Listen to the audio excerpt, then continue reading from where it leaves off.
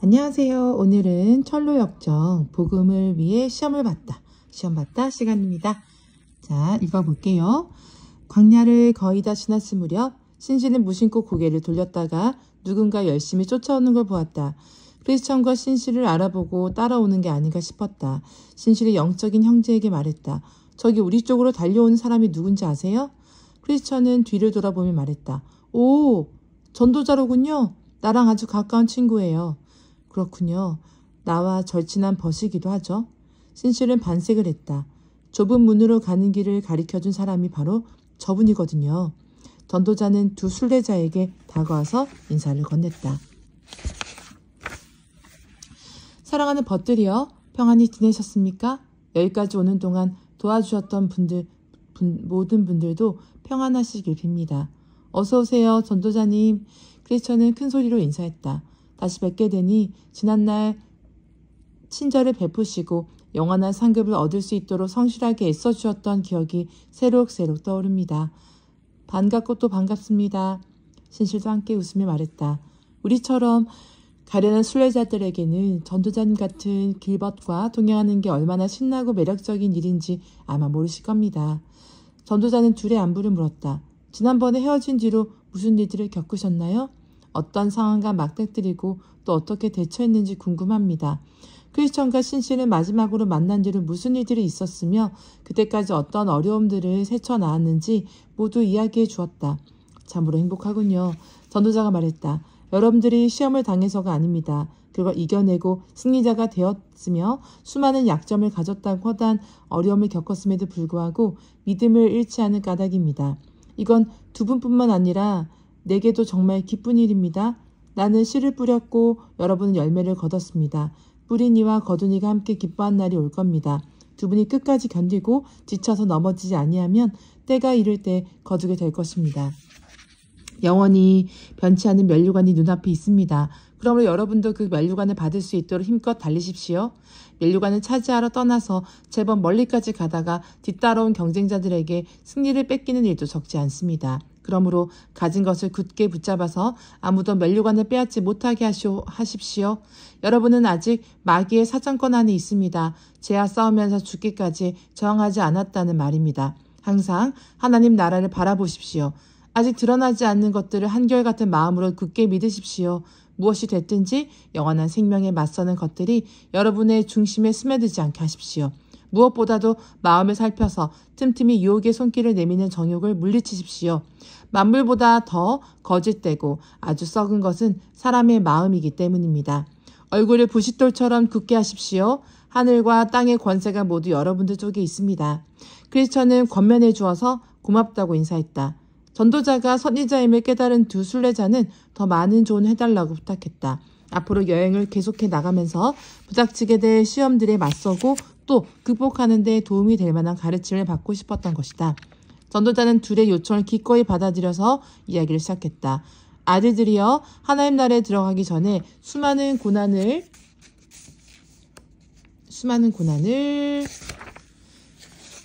당해야 하며 어느 도시에 들어가든 결박과 시련이 기다린다는 복음서의 말씀을 들어봤을 겁니다. 그러므로 오래도록 아무런 고통 없이 순례길을 갈 수 있기를 기대하지 마십시오. 이미 여러 가지 어려움을 견뎌낸 터라 잘 아시겠지만 얼마 지나지 않아 더 많은 고난과 마주할 게 확실합니다. 이제 광야를 거의 벗어났으니 조만간 길 끄트머리에 다음에 들어갈 마을이 나타날 겁니다. 거기에 들어가면 원수들이 죽일 작정을 하고 덤벼들 테고 결국 뜻을 이룰지도 모릅니다. 두 분, 적어도 어느 한쪽은 믿음을 피로 입증해 보여야 합니다. 그러나 죽도록 충성하면 하늘나라의 임금님께서 생명의 면류관을 주실 겁니다. 억울하고 고통스러울지라도 거기서 죽는 편이 남는 쪽보다 훨씬 낫습니다. 살아남은 이처럼 남은 길을 가면서 끔찍한 일들을 겪지 않고 곧장 새 예루살렘에 들어가기 때문입니다. 그러므로 도시에 들어간 뒤에 심각한 상황이 벌어지거든 여태 말씀드린 일들을 기억하십시오. 사나이답게 당당하게 처신하십시오. 힘겹게 씨름하며 올바른 일을 하는 내내 조금도 흔들리지 말고 하나님께 영혼을 드리십시오. 여러분을 지으신 신실하신 창조주를 잊지 마십시오. 꿈에서 보니 두 순례자는 광야의 끝자락 도시가 손에 닿을 듯 가까운 곳에 이르렀다. 허망이란 동네였는데 1년 내내 허망시장이란 큰 장이 열리는 곳이었다. 허망이란 이름이 붙은 건 장이 서는 마을 전체가 그저 쓸데없고 헛된 물건에만 관심을 쏟는 탓이었다. 장터에서 사고 파는 물건도 죄다 아무짝에도 못 쓸 무가치한 상품들이었다. 모든 것이 헛되도다. 라는 옛말 그대로였다. 허망시장은 요즘 새로 생긴 게 아니라 옛날 고리적에 세워져 꾸준히 이어져 내려오고 있었다. 역사와 기원을 설명하자면 이렇다. 대략 5,000년 전쯤 크리스천과 신실한처럼 새 예루살렘 성으로 가는 순례자들이 있었다. 이들이 허망시를 지나간다는 걸 알게 된 바알세붑과 아볼루온 군대 마귀는 졸개들과 더불어 음모를 꾸미고 1년 365일 쉬지 않고 온갖 쓸데없는 상품을 사고 파는 장을 열었다.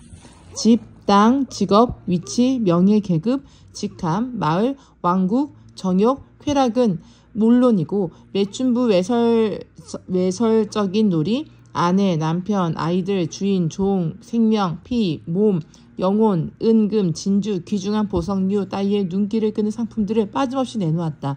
이뿐 아니라 장터에 가면 사시장철, 저글링, 야바위, 게임, 놀이, 꼭두각시 노름, 원숭이 노름, 도박, 사기 따위를 볼 수 있었다. 또 도둑, 살인범, 바람둥이, 없는 말을 지어내는 사형 언도를 맞게 하는 거짓 증인들이 사방에 널려 있었다.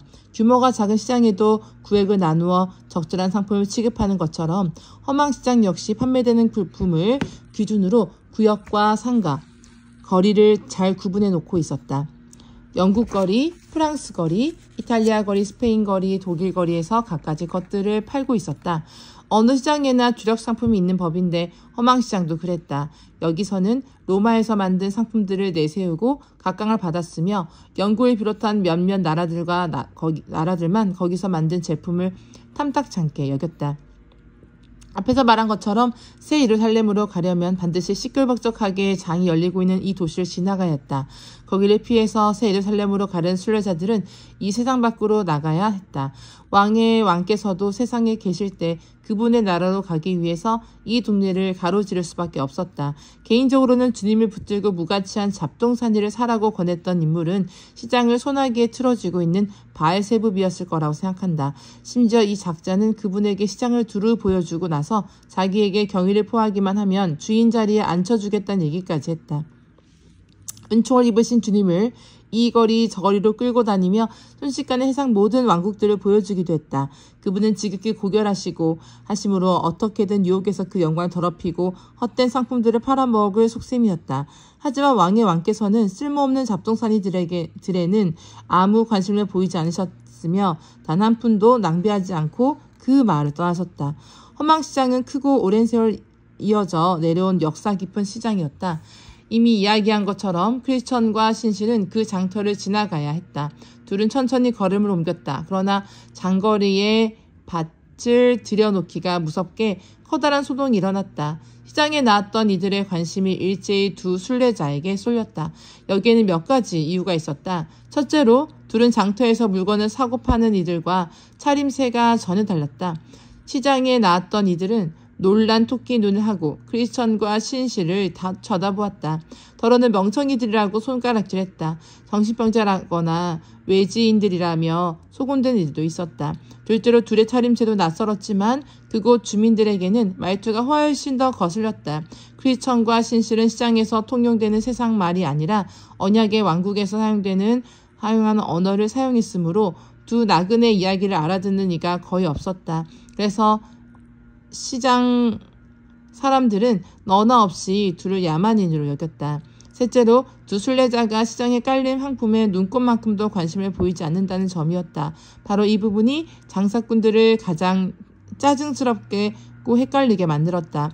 제대로 쳐다보지도 않는 건 물론이고 이런저런 물건들을 내보이며 사가라고 소리쳐 부르자 아예 손가락으로 귀를 틀어막고 내 눈이 헛된 것을 보지 않게 해주소서라고 부르짖었다.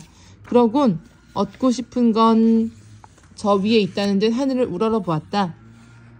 순례자들의 낯선 행동거지를 지켜보던 상인 하나가 비웃음이 잔뜩 담긴 목소리로 물었다. 도대체 뭘 사려고 그러시나? 크리스천과 신실은 단호한 말투로 대답했다. 찌리를 사고 싶습니다. 그러자 분위기가 험악해졌다. 장사치들은 한층 노골적으로 순례자들을 조롱하기 시작했다.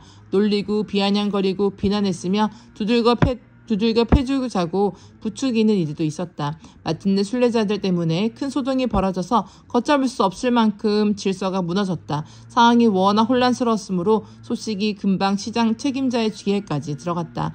저작거리의 우두머리는 곧바로 현장에 출동한 한편 가장 신뢰하는 부하들을 보내서 두 순례자를 잡아다 신문하게 했다. 부하들은 크리스천과 신실을 체포하고 취조했다. 신문가들은 두 순례자에게 어디서 왔으며 어디에 가는 길이고 어째서 그렇게 기괴한 차림을 하고 있느냐고 물었다. 크리스천과 신실은 조금도 주눅들지 않고 자신들은 순례자며 세상을 떠도는 나그네들인데 본향인 하늘의 예루살렘으로 가는 중이라고 대답했다.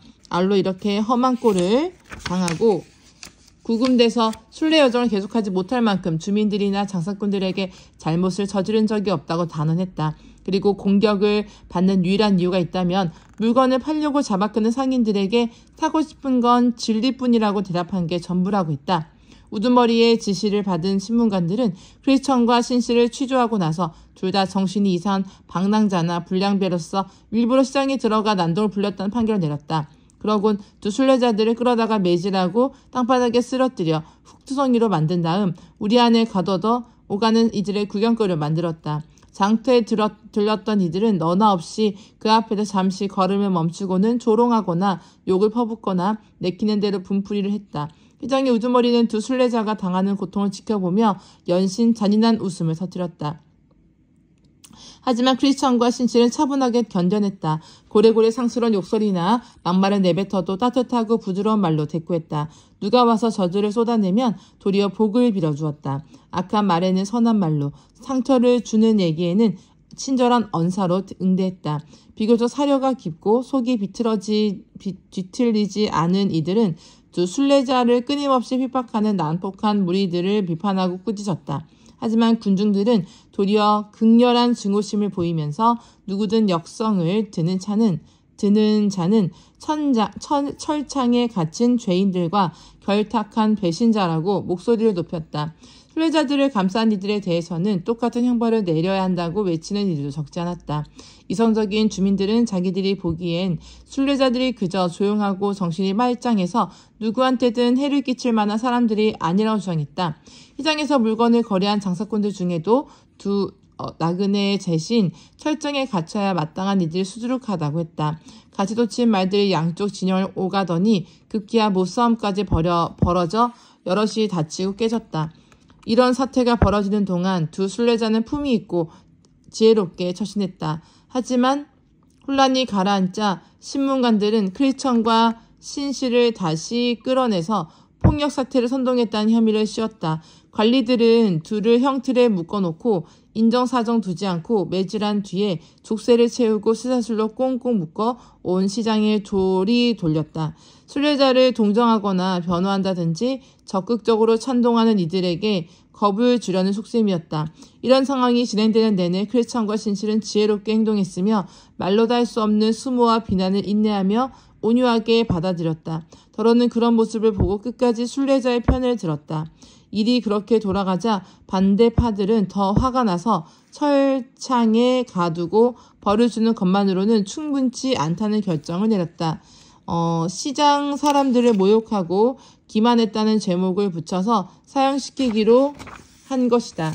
크리스천과 신실은 다시 족쇄를 찬 채 철창에 갇혀 집행 날짜가 결정되기를 기다리는 신세가 되었다. 박해를 받으면서 두 순례자는 줄곧 믿음직스러운 친구 전도자가 이만저만한 고난을 당하고 어찌어찌 될 거라고 알려주었던 이야기들을 곱씹었다. 생각할수록 기운이 나고 온갖 학대를 견디며 상황이 마무리되기를 참고 기다릴 힘이 생겼다. 둘 다든 어느 한쪽이든 목숨을 잃기까지 고난을 당하는 게 가장 유익하다는 사실을 되새기며 서로 위로했다. 저마다 자신에게 그런 운명이 닥쳤으면 좋겠다고 속으로 생각했다. 그러면서도 세상 만사를 다스리시는 하나님의 지혜로운 섭리에 맡기고 눈앞의 상황에 만족하며 그분의 깊으신 뜻대로 사용해 주길 기다리기를 했다. 정해진 날이 되자 순례자들은 다시 끌려 나와 재판을 받았다. 심리를 한다고는 하지만 목적을 목적은 단 하나, 둘에게 죄를 뒤집어 씌우는 것뿐이었다. 크리스천과 신실은 정식으로 고발장을 낸 적들 앞에 섰다. 재판장은 귀족인 혐선 대감이었다. 고발장은 형식만 조금 다를 뿐 내용은 똑같았다. 파고들은 거리를 방해하는 적대 세력으로서 시내에서 난동을 피우고 주민들 사이에 분열을 꾀하였으며 이곳 임금님이 정한 규정을 짓밟고 몹시 위험스러운 사상을 퍼뜨려 패거리를 형성하였다. 먼저 신문을 받게 된 신실은 지극히 높으신 분의 뜻을 거스르는 자들과 맞서 쓸 따름이라고 자신을 변호했다. 소란을 일으켰다고 하지만 평화를 사랑하는 나와는 아무 상관이 없는 일입니다. 한편에 섰던 이들 역시 진실하고 결백한 모습을 보고 더 나은 쪽을 선택했을 따름입니다. 이곳을 다스리는 왕 바알세불과 그 졸개들은 주님의 적이므로 나로서는 당연히 저항할 수밖에 없습니다. 재판장은 허망시를 다스리는 임금의 편에 서서 피고인들을 고발한 이들 가운데 누구든 나서 증거를 제시해도 좋다고 선언했다. 시기신과 미신, 아첨이 증인으로 나섰다. 재판장은 순례자들을 알고 있는지 확인한 뒤에 왕의 입장에서 피고인들의 유죄를 입증해보라고 했다. 그러자 시기심이 벌떡 일어나서 말했다. 존경하는 재판장님, 저는 상당히 오랫동안 저 사람을 알고 지냈습니다. 존엄한 이 법정의 맹세컨대 저자는 잠깐 재판장에 끼어들었다. 먼저 증인 선서부터 시키시오. 시기심의 증언이 다시 이어졌다. 재판장님, 비록 그럴듯한 이름을 가지고 있긴 하지만 피고는 흉악무도한 인간입니다. 임금님이나 백성들은 물론이고 이 세상의 법과 관습을 일절 무시한 채 자칭 믿음과 경건의 원리라는 반역적인 사상을 주위에 퍼뜨리고 있습니다. 특히 기독교와 허망시의 관습은 180도 달라서 도저히 조화를 이룰 수 없다고 단언하는 걸 제 두 귀로 똑똑히 들었습니다. 이곳 시민들과 우리가 하는 고상한 일들을 싸잡아 비난할 겁니다. 재판장은 증인에게 물었다. 이상입니까? 시기심은 목소리를 높였다. 재판장님, 이야기하자면 한도 끝도 없겠지만 재판이 지루하게 늘어질까 싶어서 이만하겠습니다. 그러나 다른 신사분들의 증언을 듣다가 저 피고인들을 심판하는데 혹시 미진한 부분이 있다 싶으면 그때 다시 더 많은 증거들을 제시하겠습니다. 재판장은 시기심을 대기시켜서 놓은 채 미신을 불러서 피고들을 바라보라고 했다. 그러곤 크리스천과 신실에 맞서 허망시의 임금을 위해 증언할 게 있는지 물었다. 미신은 증인 선서를 마치고 말했다. 존경하는 재판장님, 개인적으로는 피고인들을 잘 모를 뿐 아니라 알고 싶지도 않습니다. 하지만 일전에 대화를 나눠본 경험에 비추어 둘 다 대단히 위험스러운 인물이라고 분명히 말씀드릴 수 있습니다. 우리들이 가진 신앙은 아무짝에도 쓸데가 없으며 절대로 하나님을 기쁘시게 할 수 없다고 말하는 걸 들었기 때문입니다. 그렇다면 이곳 시민들이 예배를 드린답시고 헛심을 빼고 있으면 죄를 용서받지 못하고 결국 저주를 받고 말 거란 뜻이 아니겠습니까? 제가 증언대 서게 된 까닭이 바로 여기 있습니다. 재판장은 마지막에 증인에게도 선서를 마치고 피고들의 범죄 행위를 증언해달라고 요청했다. 아첨이 입을 열었다. 존경하는 재판장님, 그리고 신사분들께 한 말씀 드리겠습니다. 전 예전부터 이 친구를 잘 압니다. 입에 담을 수 없는 말을 하는 것도 들었고요. 피고는 더할 나위 없이 거친 표현들을 써가며 우리의 지엄한 임금이신 바알세불을 매도하고 비난했습니다. 또한 옛사람 대감, 음남 대감, 사치 대감, 허영 대감, 호색 대감, 탐욕 대감을 비롯한 임금님의 영예로운 친구들과 귀족 여러분들을 경멸하는 이야기를 늘어놓았습니다. 아울러 뜻을 모아서 그처럼 고귀한 분들을 하나도 빠짐없이 도시에서 몰아내야 한다고 주장했습니다. 이뿐만 아닙니다. 재판관으로 지명되어 여기 앉아 계신 분들을 감히 경건치 못한 불안당이라고 지칭해가며 욕해댔습니다. 그 밖에도 허망시에 여러 명가들을 털뜯어서 그 명예에 먹칠을 했습니다. 아첨이 말을 마치자 재판장은 피고석에 앉은 순례자들에게 소리쳤다. 배신과 반역을 저지른 이단자야, 너의 죄를 고발하는 적직한 신사분들의 증언을 들었느냐? 몇 마디 반론을 얘기해도 괜찮겠습니까? 신실이 물었다. 재판장은 천부당 만부당하다는 뜻 대꾸했다. 저 말하는 것 좀 보게. 넌 더 살려줄 가치가 없는 죄인이다. 당장 처형해야 마땅하지만 우리가 얼마나 너그러운지 뭇 사람들에게 보여주는 차원에서 특별히 발언을 허락한다.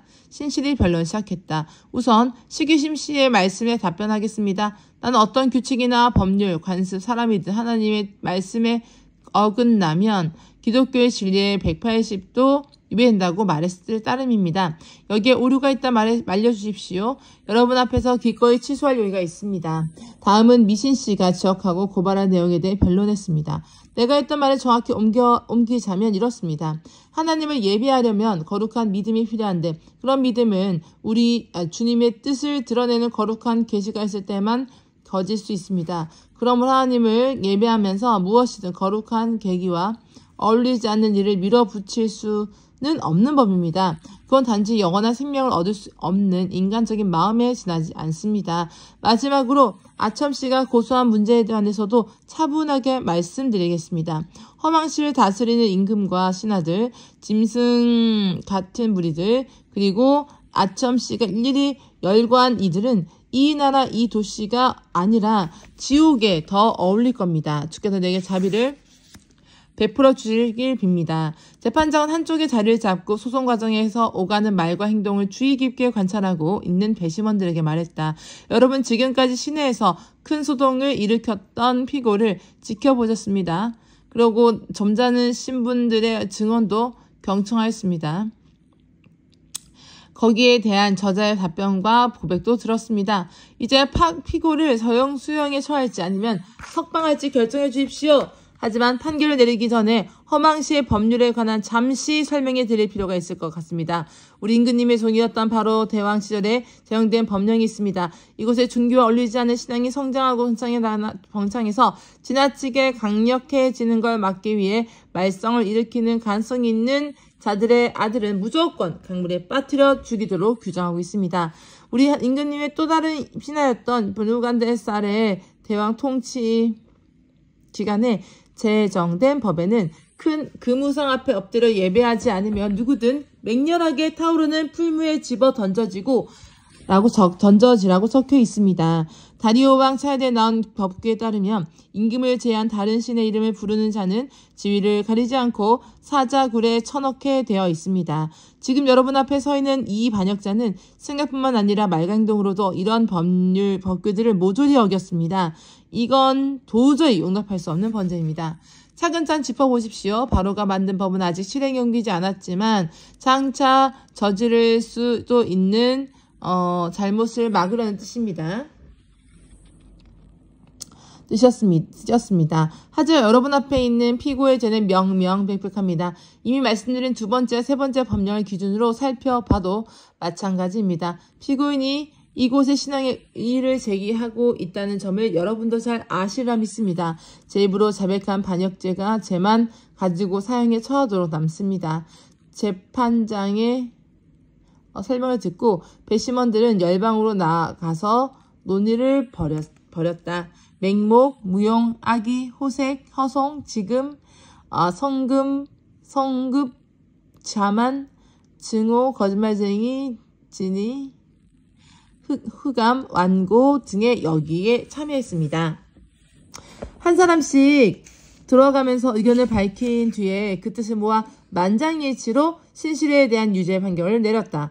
그러곤 다 같이 재판장 앞으로 갔다. 가장 먼저 배심원 대표인 맹목이 나섰다. 피고는 이단에 틀림없습니다. 이어서 무용을 말했다. 이런 작가들은 세상에 깨끗이 없애버려야 합니다. 아기를 맞장구 쳤다. 옳습니다. 아주 꼴도 보기 싫습니다. 다음은 호색이었다. 보기만 해도 구역질이 나서 견딜 수가 없군요. 나도 싫어요. 허송이가 받았다. 보기만 하면 꾸짖어 대곤 했어요. 벌레만도 못한 놈. 자만이 떼뱉었다. 교수형에 처합시다. 목을 매달아 버리자고요. 성급이 외쳤다. 속이 부글부글 끓어오르는군요. 증오가 말했다. 놈은 사기꾼이에요. 거짓말쟁이가 손가락질했다. 교수형도 아깝지. 단인이 중얼거렸다. 시간 끌 것 없이 빨리 해치웁시다. 흑암이 선동했다. 마지막으로 완고가 말을 보탰다. 세상을 다 준대도 저런 자와는 하늘 아래 할 수가 없습니다. 얼른 유죄 판결을 내리고 집행합시다. 배심원들은 우르르 몰려나와 결정상을 실행에 옮겼다. 신실은 사형 언도를 받고 끌려나가 나가 다시 없이 참혹한 죽음을 맞았다. 군중들은 순례자들을 찌찌찌라고 다시 돌로 치고 검으로 찔렀다. 그러다 불구덩이에 집어넣고 한 줌 재가 될 때까지 태웠다. 신실은 이렇게 삶을 마감했다. 꿈에서 보니 그처럼 야만적인 무리들 뒤편에 2마리 말이 끄는 수레가 신실을 기다리고 있었다. 적들의 손에 육신의 생명이 끊어진 순간 마찬 순례자를 태우고 우렁창 나팔 소리와 함께 새 예루살렘 성문을 향하여 곧바로 날아갔다. 한편 크리스천은 집행이 미뤄져서 전에 머무던 감옥에 다시 갇혔다. 그리고 만물을 다스리며 원수들의 분노마저도 좌지우지하시는 분의 권능에 힘입어 악한 무리들의 마수에서 벗어났다. 크리스천은 노래를 부르며 순례를 계속했다. 아름답구나 신실이여, 주님을 충직하게 선포했으니 믿음 없는 이들이 헛된 쾌락을 쫓다가 지옥에서 괴로워 부르짖을 때 그분의 축복을 누리리니. 노래하라 신실이여, 노래하라. 저들이 그들을 죽였을지라도 도리어 살았으니 그대 이름은 영원히 사라지지 않으리라. 신실이 죽고 허망시장에서 도망친 크리스천은 혼자가 아니었다.